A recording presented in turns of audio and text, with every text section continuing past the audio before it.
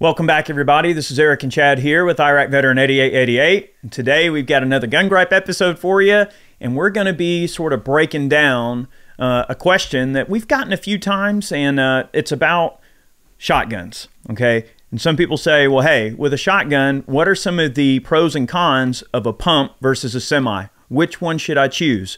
Are there any advantages or disadvantages to each system? Well, there are, and we're going to discuss it. And I think we've got some great points to share. And if you're new to shotguns, if you're considering a shotgun for home defense or any other type of road gun situation or whatever you might happen to need a shotgun for, I think this video is going to be very helpful to you.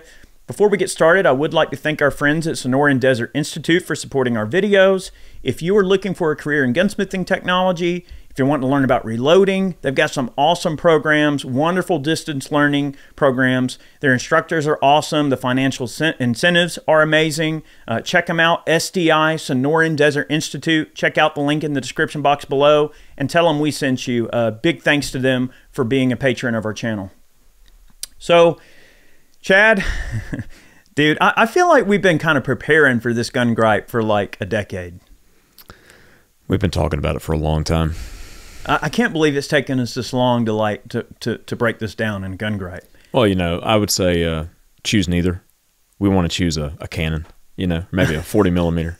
Like, yeah, just step it on up a notch. Beehive round. You know, that's the easy answer. It's like pump or semi, neither. Just get yourself a 40. Just get a cannon. Just get a cannon. Yeah. So shotguns have a lot of payload, a lot of energy on target, and without making this video extremely long, I could just say that basically there is a huge camp of people, or I should say two different camps of people.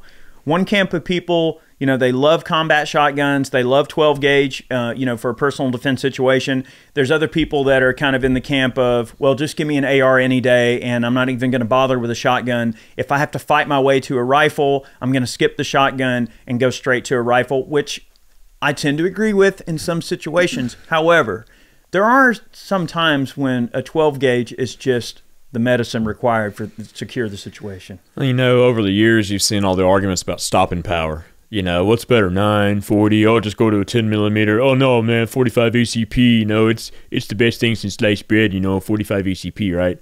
Yeah. Like, you see this camp of people that they fall into these categories and like, oh, my caliber's better. Well, guess what? 12 gauge trumps them all. Yeah. If you got a handgun, 12 gauge, I mean, it's no comparison. Like, you drop a slug or buckshot in either a pump or a semi, like that's some stopping power for sure. And we've seen, and we've mentioned in many other videos, but you've seen like police body camera footage or dash cam footage of perps being stopped in one shot from a shotgun. What do you see with handguns? All right, handgun encounters, like with law enforcement. Multiple shots, still coming. Multiple shots, still coming, right? Most of the encounters with a shotgun, one shot, stop. So let's get that out of the way right now. So whether it's pump or semi, it doesn't matter. As long as that cartridge says 12 on the back of it, somebody's going to be having a very, very bad day. And let's just put it that way. Yeah. And I think there's a lot of misconception, Chad, about shotgun use. And I don't want this particular video to be about that because we're mainly trying to break down pump versus semi, but I think it's worth sort of just venturing into this really quick and mention that a shotgun is a precise weapon. If you know how to use it, they are accurate, and especially when you have things like the flight control wadding or the federal flight control buckshot is extremely tight patterning. So people tend to have this misconception that a shotgun is a scatter gun, it's inaccurate, you can't be precise with it, or that a person that uses a shotgun is not a capable person behind a gun. But Chad, you know, oh yeah, it actually requires a lot of skill to use a shotgun properly. It does. I mean, so like some shotguns will have just a bead on them. The combat shotguns usually have like rifle type or open type sights on them, or like aperture sights, you know. They can be a very precise weapon, as Eric mentioned, and like you said, the flight control wad is probably the best thing to happen to shotguns in the last 20 years. Oh yeah. I mean, we can put, like, even with like a modified choke on a combat gun, you can put 12 or you can put 9 pellets double-aught buckshot in a fist-sized pattern at like 35, 40 yards, you know, with an 18-inch barrel shotgun. That's a game changer. Pump, semi, it doesn't matter. But going on the road toward like which one's a better platform, they each have their merits. I mean, you guys know a pump shotgun has to be pumped every time you fire, right? So you fire the shot, you actuate the pump, which ejects the spent shell, and then you reload the new shell and you continue the firing cycle. It's a manually operated shotgun. Semi-autos, they do the work for you, just like we've talked about in many other videos before. Gases from the shot come back through a piston system, or they may use like an inertia type system or some sort of delayed system, and the bolt will cycle, eject the shell, and then reload, and you just continue firing until the magazine tube is empty. Okay, most of the shotguns that people are going to think of are tube-fed shotguns. They have the barrel, and then they have the tube up under it, and that's where you put your shells. Some are magazine-fed. There's merits to those in the semi-auto platform for sure. We'll talk about flaws. And flaws, yeah, for sure. But a good pump is what a lot of folks out there recommend people to get as like a good home defense gun. I mean, I don't know of anybody who would say a pump is not a good first like home defense weapon, because they're relatively easy to learn, to how to manipulate, how to load, how to use. I think one consideration when looking at pump versus semi is also that pumps generally are less expensive than semi-autos. Yeah. So a pump is something you can get in for a much more attractive price point. Like the Maverick 88s, I mean, you're talking a shotgun. Well, you can't really get them much right now. I haven't seen very many in stock anywhere, but you're talking like a Maverick 88's a couple of $100, maybe $250, depending on where you get them. Versus if we looked at something in the Mossberg line, like the what is that gun? The 590A1. Well, what is that gun? The 930. 930. I'm sorry, Yeah. I get all my models mixed up. 930s and 940s. Yeah. So if you look at something like a 930 in the Mossberg, now those guns are between $700 and $900 depending on the configuration you get. So they do represent a much higher price point. So pumps are always going to be a considerably more affordable option. Not too long ago, we did a video on the Benelli Nova, the Supernova, the pump action version. And the gun ran quite well. And of course, it's much cheaper than something like an M3 or anything in the M series that's a semi-automatic or a convertible. Much cheaper. We're talking you could buy 5 pump actions for what one semi-auto costs. And that's just that much of a price difference. So right out the gate, I would say price is certainly a big factor between the two. Pump actions are cool because they're reliable. So that's one thing. People tend to have this association with semis that they jam, that they have issues, and that's not an unwarranted thought, right? Like pumps generally are always going to be pretty dang reliable as long as they're sprung well and kept clean, and you load them with good clean ammo that's not messed up, then they generally work. Yeah, there's not a lot that can go wrong on them. Ejectors, extractors, that can go out occasionally, but the biggest thing is with any shotgun, especially tube-fed, obviously, is going to be the magazine spring.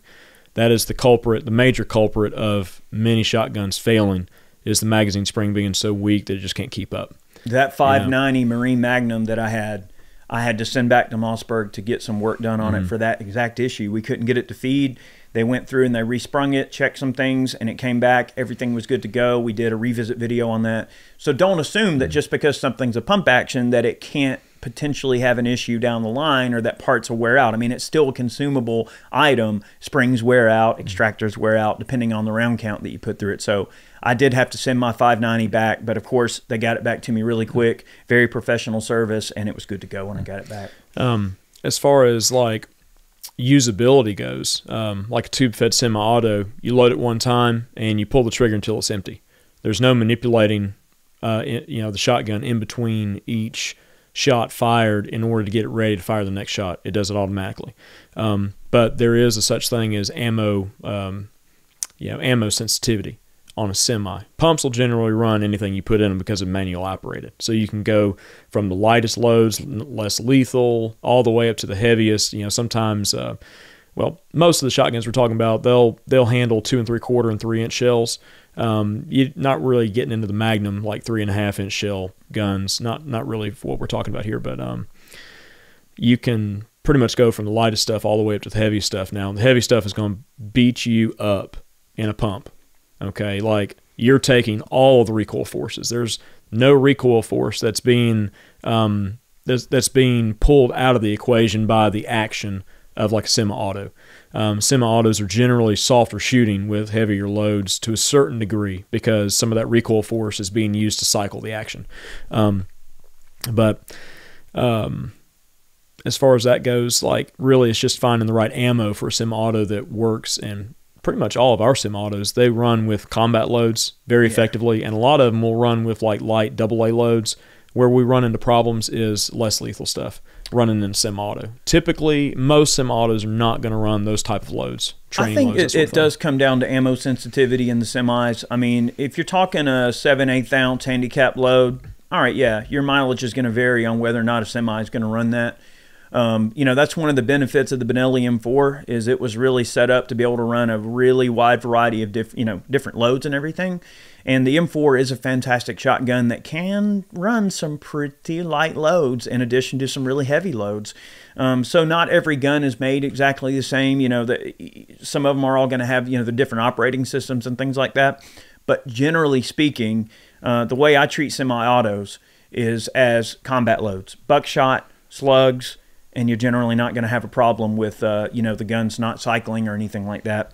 If I want to run a super light load, I'd probably just use a double or a pump gun or something like that. Early on when people were doing a lot of the Sega 12 conversions, we were doing low brass conversions and we're using the TAC 47 auto plugs in them and doing port work and polishing the carriers and putting light springs in them to try to get them to run like the, cheap Walmart loads. And it would do that fairly well. But then if you wanted to go over to a high brass, buckshot combat type load, then you have to go through and readjust the gas system, turn the TAC 47, retune it. And it was really hard to go back and forth between the two. So like the gas system on something like a Vepr 12, this is where we're getting into magazine-fed shotguns. Instead of an under-barrel tubular magazine, now you have an actual magazine like you would see a traditional Rock-In style AK magazine. The Vepr does have a mag well with the mags drop straight in. Mag-fed shotguns are not without their quirks and issues too, and I would say that the mag-fed shotguns do introduce even more gremlins into an already complex system. I think if I was going to run a shotgun for life and liberty and life and death, I would prefer something with a tubular magazine just for the utmost in reliability. Now, the only issue there is that if you do need to reload the gun in a hurry, now your gun handling needs to be, John Wick level good in order to top that gun back off in a stressful environment, a stressful situation. That's where people tend to kind of get away from shotguns because they're difficult to reload, especially under stress, especially while moving. It's a difficult gun to master if you're going to use it as a main primary type of gun. And that's why you see like a lot of trainers that offer a pistol course and a carbine course, but not many trainers that offer a shotgun course. Because shotguns do require such an extreme level of training to get super proficient with to where you actually feel like you're going to be able to go toe-to-toe against someone in a gunfight. Now, if we're talking a Benelli M4, this Ghost loaded out to 9 shots. Now, like we said before, or like Chad said before, a one-shot stop from all these police videos you see. Well, if you got 9 baddies on top of you and you can't deal with the situation in 9 rounds of very powerful bear-on-the-box, Berniki, black magic slugs or something, basically ending anything in front of you with 4 or 2 legs and having to scrape them up and put them in a wheelbarrow like, Clint says. Well, then maybe you need another gun, or maybe you need a rifle, or maybe you need a full-auto FAO or a machine gun. Like maybe it's gotten so bad that a shotgun may not be the weapon to resolve that situation. That escalated quickly. It did escalate quickly. Like the pump semi debate, gosh, this has been going on for forever. It has. So like the magazine fed shotguns, all right, as Eric mentioned, they add another complexity in there. All right, so not only ammunition sensitivity, but also magazine sensitivity. Like the Segas, man, like you find a magazine that works and you have to like tape it up and mark it and put a highlighter on it and make it glow in the dark so you don't lose it. Because like, well, a shotgun works great with this one mag. You know, I will say the Veprs seem like they're a lot less magazine sensitive. they do, but like the tube-fed shotguns, the tube-fed semi-autos are a lot more reliable in that aspect of it. Like you don't have to worry about, you know, magazine sensitivity either. So that's another variable that you don't have to contend with. But you know, the ease of reloading is nice to be able to quickly get, you know, 5, 8, 10, 12 more shots on board, which those big old freaking sticks, they hold a lot more rounds than you can in a standard shotgun. Or if you got an Origin with a 30-round drum on it, yeah, which we've done videos on that before. But then you've got like, oh, well, here's my home defense rig. That's about 40 pounds, you know. Yeah, but like fully loaded. What a shotgun, and what an amount of firepower. Well, I remember when we initially did that video, it was Looney Tunes. It was Looney Tunes. Like, the recoil enhances a bit as you empty the drum because the gun gets lighter overall. It's like, man, this isn't too bad. You know? Since we're really making this video in the guise of trying to, you know, help someone choose between pump and semi, maybe it would be good to end this video kind of talking a little bit about ammo choices for home defense, really briefly, because you know, the ammo you choose for your home defense shotgun is going to really play into a lot of different factors and what your individual needs are. And I think it's worth kind of just mentioning that not all ammo is you know, equal in terms of what can be done. I mean, like there's a lot of people that say, well, I put birdshot in my shotgun for the first, and this is getting into that FUD lore territory, but you'll hear people say, well, I do a candy cane load in my shotgun, and I do 2 rounds of birdshot, and that if that doesn't get their attention, then the third one's going to be buckshot, and if that doesn't get their attention, the fourth one's going to be a slug. So that's one nice thing about a pump is you can candy cane it, what we call candy caning it, and you can do a whole cornucopia of different nasties in there if you wish. Now, on a semi, you may not have that luxury because what if some of those lighter loads won't run in the gun? So now you're limited to only the more higher powered loads. So might be something to consider. But I think ammo situation is certainly something to consider for your home. You don't want to have a shotgun slug fly through 4 walls and go into the baby's crib. You know, that's where you get into maybe your number 4 buckshot that doesn't quite penetrate the drywall quite as much as something heavier, but on a nasty assailant up close, it's still going to deliver the energy that you would expect from buckshot. So there's some intricacies like that that are worth considering. There are. I mean, the thing too with the home defense scenario is just load your gun up with quality buckshot and be done with it. And especially in like situation where you're going to be maybe firing outside of a bedroom, maybe, I don't know, say 5 to 7 yards down a hallway, and that's a long hallway, you know. In that range, that buckshot, especially like flight control, is going to hit like a slug. Those shots, or the pellets, won't even have time to open up out of the wad hardly at all. Oh, you just have to be prepared for what that will do inside a building. Yes. You have to know, this goes back to basic, one of the rules of gun safety is to know your target and what's beyond it. In a home defense situation, it being a stressful environment, yeah, you want to end the threat if you feel your family's in danger or your life is in danger, right? But you also have to kind of take that split second to go, okay, I'm shooting over here. Is the baby's crib behind this guy? Like, you have to take that split second. It always makes me, look, I know this is a corny freaking thing to mention, but you guys watch the movie Fifth Element. Who doesn't like Fifth Element? All right? I love that freaking movie. All right? Bruce Willis is fantastic in that movie, okay? But there's a scene in The Fifth Element that I always go back to when I think about this. And it's like when he's fighting the freaking aliens on the spaceship, and Dennis Rodman says, "Wah!" You know, it's not Dennis Rodman. Chris Tucker. Well, he looks like Dennis Rodman in the movie. Ruby Rod, man. Ruby Rod. Ruby Rod. Yeah, baby. But anyway, yeah. So Ruby Rod, played by Chris Tucker, is whining and crying and acting like a fool in the background. And to be fair, he does kind of look like Dennis Rodman in that movie. That's why I got confused. Fine. Not the same person. No. Not the same person. But I like to use this you know, particular example. But there's a scene where Bruce Willis pokes his head out, and he just, all you see is his head poke out, and he just does this like quick, his eyes kind of dash around a little bit, and then like he immediately knows where all of them are and exactly where to shoot. And he made that little micro assessment in just that amount of time. Now, I know it's Hollywood, it's just a movie. Can you really do that in real life? Maybe, maybe not. But I always go back to that scene because it makes me think, you know, how many times in an action movie do you see the hero actually take a moment to assess the situation before he just runs in guns blazing? So that's kind of sensible. Like, wouldn't you try to make some sense of what's going on before you just run into a room and potentially get your butt mowed down? So what I'm saying is, in a situation of running a shotgun in your home, if you have that little micro assessment, just to really think about what you're doing before you do it, I think that those decisions can have some serious ramifications. I mean, shotguns are powerful, and you want to be careful not to shoot through walls where your loved ones might be if you're going to use a shotgun in your home. Okay, so on that note, considering Ruby Rod. Yeah. What do you say, Corbin? Hi. Hey, God, man. So like with a pump, one of the benefits for home defense is that you can run lighter loads. So there are light loads that are, you know, like 8 pellet buckshot, you know, lower recoil. I mean, instead of running, say, 1,300 feet per second out of an 18-inch barrel, they might run like 1,100 feet per second, maybe slightly slower.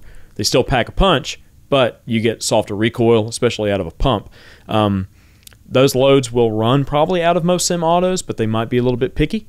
So as far as having defensive loads that are lighter recoiling that will operate, you know, to the full functionality, a pump is probably the better choice for that. If you can't decide between a pump and a semi, there are alternatives that do both. Right? We've done multiple videos on the Benelli M3, and there's a we have a couple of generations. I've got an old 90s era HK imported or HK marked you know, import that is one of the kind of early original M3s.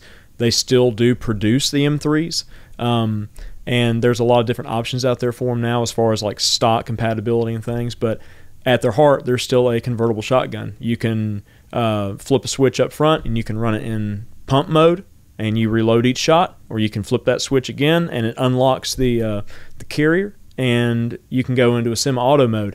It's not quite as forgiving as like the M4 is because it still uses the Benelli inertia system. So the inertia system is interesting because it has just basically a heavy spring, like super heavy spring behind the bolt head itself. And it soaks up as much recoil as it needs, or as much energy as it needs to get that bolt cycling and give it a little bit of a delay so the pressure's drop and everything, and it remains safe to function. But they're a very reliable system, but you can't hang a lot of stuff off of them. That's one of the major quandaries with semi-auto shotguns. Depending on the action, you can't accessorize them as much for like a home defense scenario. You're going to have to forgive me on this because I don't know the exact brand and everything like that, but I saw recently where there were some Turkish M4 and M3 clones that were coming in the country. I don't know if they were TriStar or, you know, one of those Turkish brands, but I noticed on social media not too long ago where, you know, there were some companies bringing in some M3 and M4 clones that are Turkish made that are considerably cheaper than Benelli. Like $600. They're like $600, so that might be something looking into. But here's the thing. I can't speak to the quality of those guns. I haven't really had a chance to run them or anything like that, but just know that there are some copies out there. I mean, those gun designs have been around quite a while, and there are some pretty decent copies, and from what I can tell, they seem to work pretty well. Yeah. But take that with a grain of salt. I haven't ran them yet myself. I can't personally attest to how good they are. So like accessorizing a pump action, you see a lot of folks, they'll put like a side carrier on it to hold like 6 or whatever mini shells. They'll put like a tactical flashlight on it, whatever, maybe a lighted forend like on some of the 870s and things like that. They make surefire forends for Mossbergs and Remingtons. So when you start adding that to like a shotgun that uses like an inertia type system, you run into function issues. So the more weight that's on the gun, the less like potential energy that it has to cycle the action. So you have to run sequentially like heavier loads to get the action to run because the gun is heavier. Well, the thing about a pump is you can throw whatever you want on that. That's the beauty of it. Yep. Remember we did the video on the Crimson Trace laser saddles? Yeah. Those are cool. Yep. So there's lots of options there. So that is one benefit of a pump is you can throw all the crap you want on it because it's not going to affect the way it operates. So that's one consideration. When you get up into semi-autos like the Benelli M4, you get up into semi-autos like the Beretta 1301, I believe, is gas operated as well. Versamax. Versamax is gas operated, so it just uses like a little piston system that's located just ahead of the chamber where the pressures are highest. And shotguns operate at considerably low pressure compared to like rifles and even handguns, but it picks up that little bit of pressure, and it's got like 2 pistons, and it boop sends the carrier back, and it expels the excess gas it doesn't need. So they're ultimately kind of self-regulating, but since they use a gas piston operation, you can hang whatever you want to off of those type of shotguns compared to like the inertia style. And even like the SX3s, like the Winchesters and some of those, I think they're more of like an inertia type system as well. I can't recall. There's so many of them out there, I can never remember what's like an inertia and what's a gas piston. But that's the general consensus is, you know, like hang whatever you want to off a pump, hang whatever you want to on a gas operated semi-auto. Inertia type guns, you got to be careful. That's right. So there's those things to consider. And there's some, you know, a little bit of load pickiness when it comes to the semi. So I think that pretty much covers things, you know, for people that are, you know, considering between a pump or a semi-auto shotgun, or they're maybe on the fence about whether or not they want to consider a shotgun for home defense. Hopefully this video points many of you in the right direction. I think that pretty well covers it. Is there anything that maybe we might have missed? I think that's pretty cut and dry. Oh, go buy a shotgun. So yeah, Just the go buy a question shotgun. is, pump or semi? I personally am a semi-auto kind of guy. I like the fast follow-up shots. I generally run heavy combat loads anyway, right? I like the generous capacity of the Benelli M4. I like the generous capacity of a mag-fed shotgun like the Vepr or the Sega 12. But I would have to say that if I was going to grab a shotgun and run into a potentially lethal situation, I would feel very, very well armed with my M4. And I love it. I'm a semi-auto guy. I like fast follow-up shots. And it's worth mentioning the FN self-loading police is probably one of the fastest cycling semi-auto shotguns that you will ever get your hands on. And the Origin 12 is one of the fastest cycling semi-autos you can ever get your hands on. So if follow-up shots are your game, look no further. Those are definitely some fast shotguns. I will say one shotgun that I have not had my hands on that I really would like to is the Gen 12 from Genesis Arms. So it's an upper, and it goes on a LR308 lower, like AR-10 lower, and it feeds from, you know, straight insert mags. What? I've seen a few videos of them floating around lately, and folks have done post samples and converted them, and like they are fast. So I don't know if like the Origin is still going to be like the fastest cycling shotgun out there, and the Gen 12 might take the cake. That sounds like a challenge, Chad. It's pretty interesting, and they've got a couple that are set up kind of special to run suppressors on. They've been running those Rex SEG 12s on them, but they've got to have a special mount because the barrel reciprocates. So the mount has to stay put, and then the barrel will reciprocate back and forth as the action cycles. That's it's insane. Neat, but I want to get my hands on one so I can take a peek at it.